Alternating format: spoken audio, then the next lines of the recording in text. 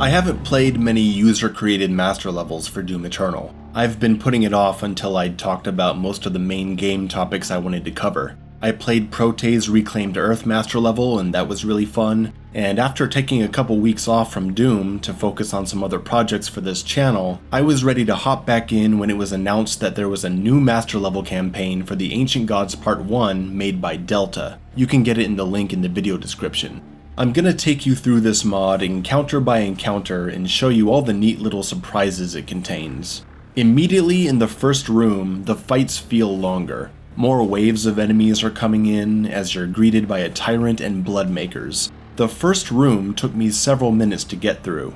We've got a possessed tyrant in the second fight and plenty more enemies to show you that this mod isn't messing around. A buffed marauder where the Dread Knight is supposed to be, and a thrilling opening arena fight that shows off the new laser turrets that act like environmental hazards. You've got Doom Hunters and Blood Makers. You're also going to notice a lot more buff totems in this mod. And we've got these cool meat hook points used throughout the entire campaign, both in combat and in platforming puzzles. The red Marauder portal is now a blue portal spawning a possessed Archvile, who on his own isn't that bad, but he's just here to get you warmed up. Next is a platforming puzzle. I'm a big advocate of these puzzles, I think they're fun. I have issues with this one though.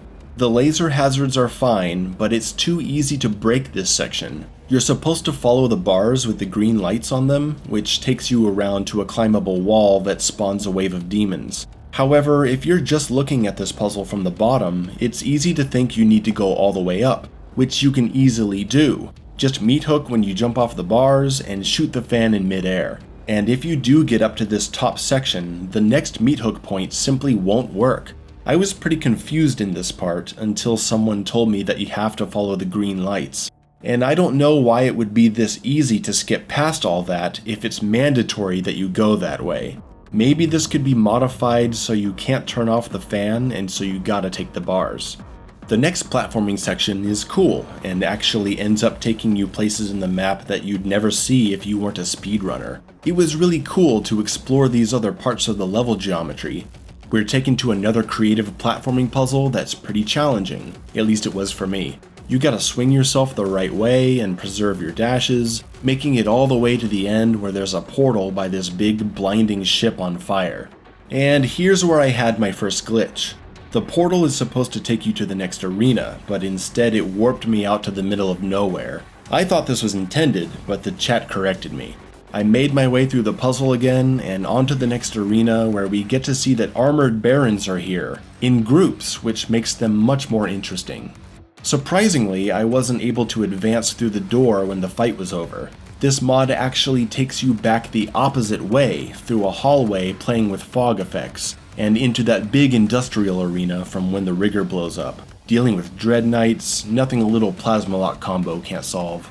So we're heading in the opposite direction, up to the destruct switch, which spawns a marauder in this tight, uncomfortable space.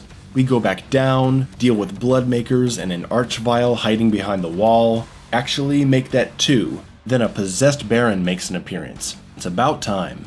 Arriving at the outside arena, we have bloodmakers ready to snipe us and a possessed Pinky runs wild. They're definitely one of my favorite possessed enemies because they can really mess you up and they're so fast. Another nice surprise was seeing that the diving area is now a combat arena with whiplashes and a portal that gives us a Screecher buffed marauder. Once we're past the swimming section, there's this interesting hallway with a Mancubus, a Cyber Mancubus, and a Tyrant blocking your path. All buffed, of course. The final arena is triggered by a gore nest, spawning 3 marauders. An epic final battle ensues with armored barons and harassing turrets, and most importantly, 2 possessed Archviles. I swear, Delta must love Archviles, and I love him for it. UAC Atlantica was a really fun level, and it took me a long time to get through it. Aside from the one confusing platforming section and the weird warp glitch, it was incredibly solid. I just wish there had been a few more possessed demons in there.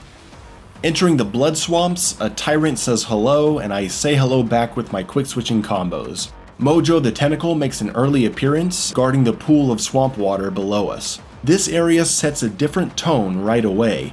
2 Spectre Archviles, one protected by a Spectre Pinky in case you get too close. A couple arachnotrons and a hidden bloodmaker and a possessed Hell Knight await you in the next area, leading to a nasty encounter with a tyrant guarded by whiplashes and a baron who comes in for backup. Seeing the Malagog arena like this was a real shock. I couldn't imagine what was going to happen here. 4 bloodmakers surrounded by drones, a tyrant harassing from back at the staircase entrance, guarded by Spectre bloodmakers. Delta, you are cruel. How about another phase with revenants and a Spectre-possessed archvile zapping all over the place? Yes, please. Did someone order a Spectre tyrant? I sure didn't, but I'm gonna take him down anyway, just in time for 2 marauders to show up. Heading left, things aren't too crazy, just moving forward. The space before the buffed marauder room has a baron waiting for us, as well as a tyrant. And you can hear the marauder dog already, so the marauder has already spawned. And of course he's possessed. Well, I did ask for more possessed demons. What is this? A shielded pain elemental? Delta, you're out of your mind. We're gonna make our way up to the platforming section, anticipating what could be in the dreaded swamp arena. And it's a marauder dog with his shield. And a bunch more dogs. Okay, sure, why not? This arena is a nightmare. Spectre Doomhunter in the fog. Once he was dead, I got stuck in a fodder loop and I thought I was soft-locked, but it turns out this other Doomhunter spawn was glitched and he was stuck on the wall. Kill him and trigger 2 Spectre Barons, one of which is possessed. Get me out of here. This guy, this possessed Arachnotron, I don't know what the hell is up with him. He's shooting Bloodmaker projectiles at me and he keeps shooting after he's dead? Okay. Pain Elemental and Cacodemons guarding the entrance to the platforming puzzle? Well, maybe I'll just leave you in there to think about your behavior. And now it's time to throw down in the craziest arena of the Blood Swamps. Started off with a cross formation of Cacodemons with a Pain Elemental in the middle? What is that? And then bring on the big boys, Tyrants and Barons. These meat hook points really are a godsend. A couple of Mancubi join the party, one of them is possessed, as if that's any surprise, and then a really annoying shielded Pain Elemental shows up, protected by a Spectre Dread Knight. Oh, and the Pain Elemental has a Screecher buff. Let's go, that actually wasn't that bad. Head up the right side and run into a Cacodemon hiding in the crevice, and we enter the fog section, but this time with no fog. I don't know how I feel about that. This part in the original Blood Swamps with the dog was one of my favorite parts, and I think this whole section loses its character without it. It better throw some good stuff at me to make up for it.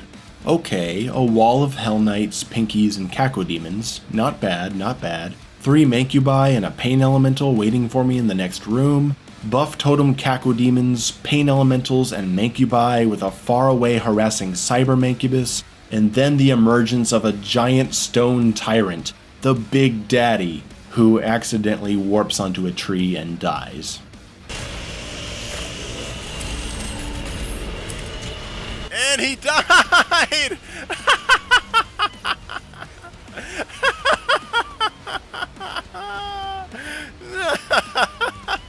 Crossing into the possessed Baron room, what's it gonna be?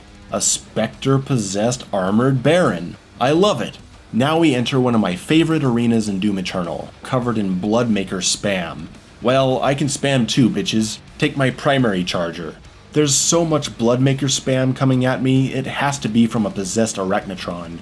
We're dealing with multiple tyrants that get full auto in the butt, and we've got multiple Dread Knights hopping around with Barons adding extra pressure. And we're on our way to the Malagog fight. What's this gonna be like? Double armored Barons, second box goes down with little to no resistance, and then a couple Pain Elementals and an Arachnotron try to give us trouble, but really this fight is as easy as it's always been. I wish it had been something crazier like the version in Horde Mode 2. This arena was more interesting in the first encounter with all the Bloodmakers and Tyrants. But maybe I spoke too soon. Out of a portal steps a Doomhunter and 2 Gladiators. It's been a while since I played the base campaign, so it was really cool to fight these guys again. It's an interesting situation to have 2 of them together, but they attack slow enough that it's very manageable. Maybe I just didn't see it, but they don't appear to do the attack where they bring up the energy walls to trap you. Now it's time to get the hell out of the Blood Swamps and move on to the Holt, where I worry things could get wild.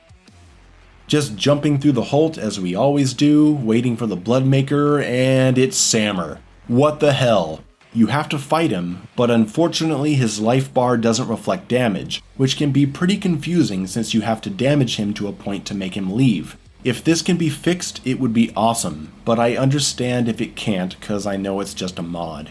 In a very unexpected turn of events, the connecting walkway has a golden portal that warps us directly to the final boss arena, where we fight not Sammer, but Khan Maker. I had a huge smile on my face when this happened. On top of that, possessed Bloodmakers with shields that are ineffective against Precision Bolt? Okay. Load up that primary charger and go to town on the Khan Maker.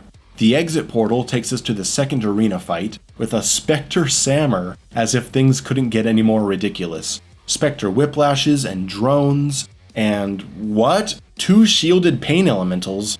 My god. I love these new shielded enemies, cause they throw me off my rhythm and make me approach them differently.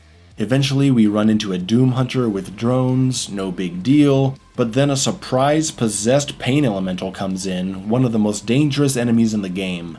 Oh my god, riot soldiers. They die in seconds. Entering the pillar section, we activate a gore nest to activate the pillars, and right away we're getting brutalized by cacodemons, an armored baron, and a dread knight, in tight spaces. That bastard possessed Arachnotron is back shooting Bloodmaker projectiles, when out of nowhere Sammer decides to pay us a visit. It's a really fun fight, focusing him down while prowlers are harassing and you've got a pain elemental above you. Things can fly out of control quickly, but the plethora of drones keeps you healthy. Moving on, a golden portal opens up. What's it gonna be? A dog. 2 dogs. A whole bunch of dogs. No Marauder? Oh, there he is. And Delta has placed a drone behind him to specifically mess with the AI and cause the Marauder to constantly be blocking friendly fire. That's some good stuff right there. Let's take a stroll outside to admire the view of 2 Khan Makers and a stone icon of sin. The Khans die quickly and then you fire away into the icon while drones, revenants, and tyrants harass you. It's a bit weird. The icon freezes sometimes, he'll do attacks that can't hit you, and then he just disappears? Maybe he glitched out? I don't know, but I'll take it. And now, welcome to hell. This arena is crazy. Multiple archviles, buff totems, enemies everywhere, just everywhere. I struggled a bit with this one. It gets pretty hectic at times. Sammer shows up, because of course he does. And there's this guy, a big red spirit. I don't know what he does, but I love him. Taking him out triggers the checkpoint, and we're close to the end. Let's check out the bridge. I bet something good is waiting for us. Ah yes, a Spectre Doom Hunter and Spectre Golden Doom Hunter? Is he a Spectre? Is he possessed? I can't really tell. But I empty my Unmaker into him because I want nothing to do with him. And we're on our way to the final fight of these master levels. For me, the fight started with having to kill 2 invisible spirits, but for some reason the second one just disappeared, or I don't know what happened, so I couldn't get the trigger to enter the next phase, so I had to reload the checkpoint, which took me directly to fighting Sammer's first phase like normal. Is that how the progression is supposed to be? I don't know. But the next phase has 2 buffed Marauders, which aren't too threatening in such a big open space. Phase 3 has us platforming to avoid hazards while dancing around shielded cacodemons, which are super annoying. Hey, looks like Doom Eternal doesn't force you to use sticky bombs after all. Phase 4 is where I start to feel like this fight is lacking. It adds tyrants, but it also adds drones and removes the Bloodmakers. The Bloodmakers made this fight dangerous. I think you need to have at least 1 respawning. And the constant drones makes it way too easy to constantly heal yourself and have full ammo. It makes this last part of the fight feel kinda autopilot. Case in point, Phase 5 has 2 possessed Golden Doom Hunters, which is awesome, but because of the constant drones, I can just primary charger all day and spam until the fight is over. It's kind of a letdown. These last phases could definitely be better. They're not bad, it's just kind of a flat ending after playing this mod for hours. And that's it. Sammer dies, or rather he goes away, and it's all over. Delta's Master Level campaign for the Ancient Gods Part 1 is excellent. A solid 9 out of 10. Amazing fights, interesting structure changes, creative enemy variation, with just a few missteps and inconsistencies along the way. I would definitely recommend this to anyone who's looking for some new content to scratch that Doom Eternal itch while we're waiting for the Terrace Nabad Master level. And with all the crazy stuff we're seeing from the mod scene, it's only gonna get better. If you're still on console, we love you, but now is the time to enter the PC world and join us. Until next time.